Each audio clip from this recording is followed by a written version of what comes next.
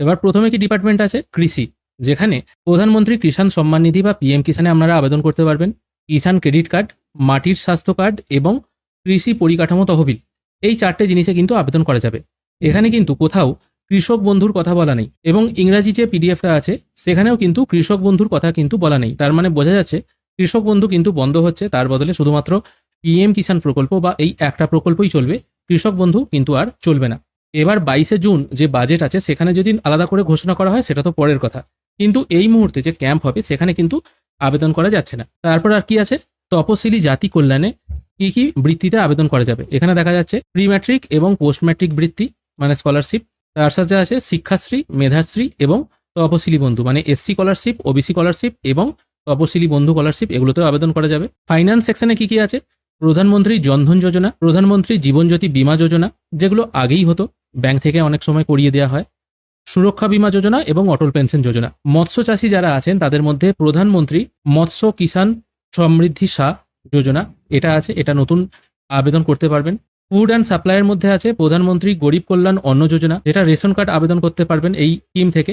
রাজ্য খাদ্য সুরক্ষা যোজনা 1 এবং পিএম উজ্জ্বলা যোজনা মানে উজ্জ্বলা গ্যাসের যারা আবেদন করতে চান তারাও করতে পারবেন, এবং তার সাথে কেন্দ্র সরকার এবং রাজ্য সরকারের রেশন কার্ডের যারা আবেদন করতে চান তারাও কিন্তু এখান থেকে করতে পারবেন। ফুড প্রসেসিং এবং হর্টিকালচার সম্পর্কিত এখানে কিছু জিনিস আছে, যেগুলো ফুড প্রসেসিং সম্পর্কিত বিভিন্ন জিনিস, যেগুলো খাদ্য প্রক্রিয়াকরণের ব্যাপার। স্বাস্থ্য দপ্তর থেকে হচ্ছে আয়ুষ্মান ভারত কার্ড, আপনারা কিন্তু এই 15 তারিখের ক্যাম্পে আয়ুষ্মান ভারত কার্ড অ্যাপ্লাই করতে পারবেন। উচ্চশিক্ষার জন্য স্টুডেন্ট ক্রেডিট কার্ড, যেটা আগেও ছিল এখনও কিন্তু সেটা আবার আবেদন করা যাবে। তার সাথে ডিবিটি লিঙ্কের জন্য আধার সিডিং, আধার এনরোলমেন্ট মানে নতুন করে আধার কার্ডও নিশ্চয়ই এখানে করা যাবে। আধার এনরোলমেন্ট বলতে সেটাই বোঝাচ্ছে, এবং আধার সিডিং বলতে যাদের আধারের সাথে ব্যাংক অ্যাকাউন্ট লিঙ্ক নেই সেটাও করতে পারবেন। এবং সিএএ মানে যারা অন্য দেশ থেকে এসছেন এবং সিটিজেনশিপ অ্যামেন্ডমেন্ট অ্যাক্টের আন্ডারে তারা এদেশের নাগরিকত্ব পেতে চান তারাও কিন্তু এখান থেকে অ্যাপ্লাই করতে পারবেন।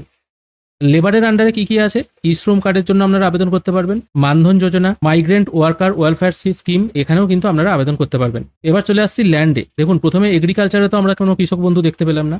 ল্যান্ডের ক্ষেত্রেও শুধুমাত্র জমি রেকর্ডের পরিবর্তন, জমি রেকর্ডের সংশোধন এবং পাট্টা আবেদন, এই 3টে জিনিসই করা যাবে। তার মানে কৃষক বন্ধু কিন্তু হচ্ছে না। আর সংখ্যালঘুদের ক্ষেত্রে প্রি ম্যাট্রিক পোস্ট ম্যাট্রিক বৃত্তি, যেটা মানে ঐক্যশ্রী ছিল, সেটা এখনো চালু আছে, সেটা কিন্তু বন্ধ হচ্ছে না। আর পিএম বিকাশ, যেটাকে বলা হয় প্রধানমন্ত্রী বিরাসত কি সম্বর্ধন, এটাও অ্যাপ্লাই করা যাবে। এটা আগে কিন্তু অ্যাপ্লাই হতো না, এখন মনে হয় করা যাবে। এবারে চলে আসছি কুটির শিল্পের ক্ষেত্রে। যারা পিএম বিশ্বকর্মা যোজনায় অলরেডি অ্যাপ্লাই করেছিলেন বা নতুন করে অ্যাপ্লাই করতে চান, তারা কিন্তু এই প্রধানমন্ত্রী বিশ্বকর্মা যোজনায় অ্যাপ্লাই করতে পারবেন এই ক্যাম্প থেকে। সাধারণত সিএসসি থেকেই পিএম বিশ্বকর্মা যোজনায় অ্যাপ্লাই করা যেত, এখন কিন্তু আপনারা এই ক্যাম্পে গিয়েও অ্যাপ্লাই করতে পারবেন। তাছাড়া উদ্যম আধার রেজিস্ট্রেশন এগুলোও করতে পারবেন, মুদ্রা লোনের জন্য অ্যাপ্লাই করতে পারবেন।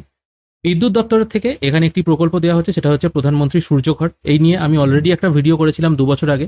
যদি আপনারা বাড়িতে সোলার বসাতে চান তাহলে কিন্তু এই পিএম সূর্যঘর যোজনায় আপনারা আবেদন করতে পারবেন। তাছাড়া জব কার্ডের জন্য এখান থেকে আবেদন করা যাবে। এছাড়া বিভিন্ন রকম কারিগরি শিক্ষার জন্য ইন্টার্নশিপ প্রকল্প যেগুলো আছে সেগুলো এখান থেকে আবেদন করতে পারবেন। বাড়িতে যদি আপনাদের টয়লেট না থাকে বা পাকা বাড়ি যদি না থাকে, সেই জন্য স্বচ্ছ ভারত মিশন এবং আবাস যোজনা, সেগুলোও কিন্তু এখান থেকে আবেদন করা যাবে। তাছাড়া অন্নপূর্ণা যোজনা, যারা এখন আবেদন করে উঠতে পারেননি তারাও কিন্তু এই ক্যাম্পে গিয়ে অন্নপূর্ণা যোজনা আবেদন করতে পারবেন। তাছাড়া কন্যাশ্রী, বেটি বাঁচাও বেটি পড়াও, সুকন্যা সমৃদ্ধি যোজনা, এগুলোও কিন্তু আপনারা আবেদন করতে পারবেন এই 15 তারিখের ক্যাম্পে গিয়ে। মোটামুটি এই জিনিসটাই উঠে আসছে। টোটাল এখানে 55টা স্কিমের কথা বলা হয়েছে। যুবশক্তি বা কৃষক বন্ধু নিয়ে কিন্তু কোনো কথা আলোচনা করা হয়নি। আপনারা যারা আবেদন করতে চান অবশ্যই 15 থেকে 17 তারিখের এই ক্যাম্পে গিয়ে আবেদন করতে পারবেন। আজকের ভিডিও এখানেই শেষ করছি। ভিডিও যদি ভালো লেগে থাকে অবশ্যই একটি লাইক করবেন। ভিডিও দেখার জন্য অসংখ্য ধন্যবাদ। ভালো থাকবেন।